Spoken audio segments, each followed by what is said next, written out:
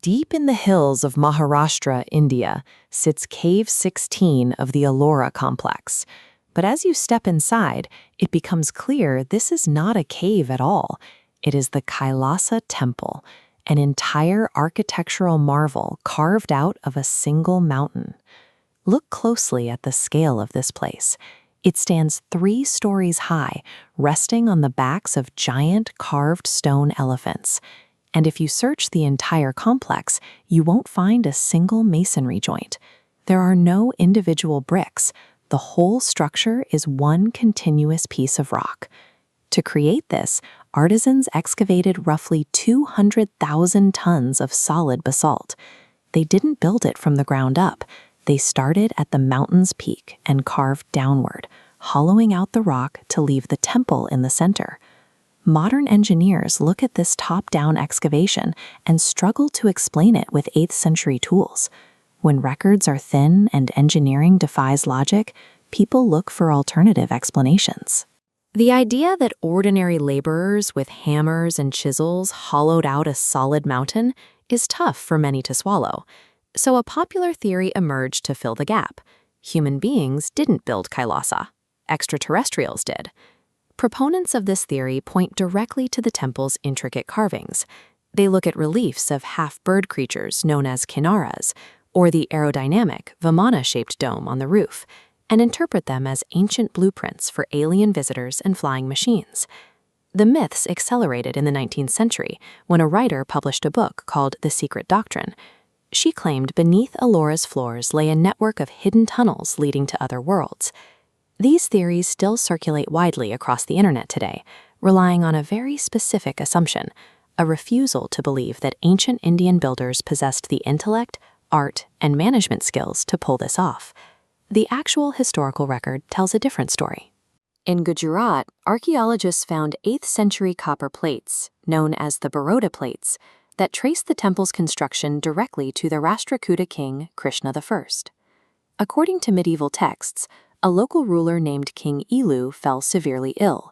His queen prayed for his recovery and made a drastic vow. She would refuse all food until she could see the shikara, or peak, of a newly built temple dedicated to Shiva. Building a massive temple from the ground up would take years, meaning the queen would starve. A master architect named Kailasa proposed a brilliant workaround. By carving into the mountain from the top down, the very first thing to emerge from the rock would be the temple's peak.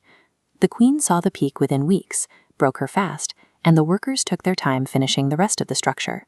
The upside-down construction was a highly practical, human response to a strict royal deadline. To execute the plan, workers excavated 3 massive trenches, isolating a giant central block. Carving top-down offered a logistical advantage. Building upwards required tons of dangerous wooden scaffolding. Instead, the solid rock beneath them acted as a naturally shrinking platform. But they still had to carve through basalt, one of the hardest volcanic rocks on Earth. Without heavy machinery or diamond-tipped drills, brute force with chisels would take centuries. Instead, they used thermodynamics. Workers would drill small strategic holes into the rock face and drive dry wooden pegs inside. Then they poured water over the wood, causing it to rapidly swell. The expanding wood generated immense internal pressure. It created perfect, predictable microfractures, cleanly splitting away large chunks of the impenetrable stone with minimal effort. As for this supposedly missing 200,000 tons of excavated rock, it wasn't vaporized by lasers. Over the centuries, that loose basalt was simply hauled away and repurposed to build homes and infrastructure in the surrounding villages. The builders of Kailasa didn't need modern tools.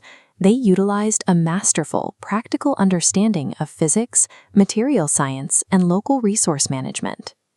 That leaves the 19th century claims about secret tunnels leading to other worlds beneath the temple floor. Ancient texts did describe journeys into hidden, dark spaces within the temple, but they were speaking metaphorically about meditation and the inward spiritual journey of the human soul. Foreign translators took these poetic descriptions literally, searching the grounds for physical tunnels that never existed. And Kailasa isn't an isolated anomaly. You can find similar monolithic rock-cut architecture across India, from the Dharmarajeshwar Temple in Madhya Pradesh to the intricate Vetuvan Coil Temple in Tamil Nadu. A heavy reliance on literal translations, combined with a total lack of cultural context, stripped the Ellora site of its intended spiritual meaning and replaced it with science fiction. Ultimately, many of these myths stem from a specific colonial-era bias. Early foreign explorers were looking at an architectural wonder that rivaled anything in Europe, and they simply could not accept that ancient Indian artisans had designed and managed it. The Kailasa temple does not prove the existence of extraterrestrials.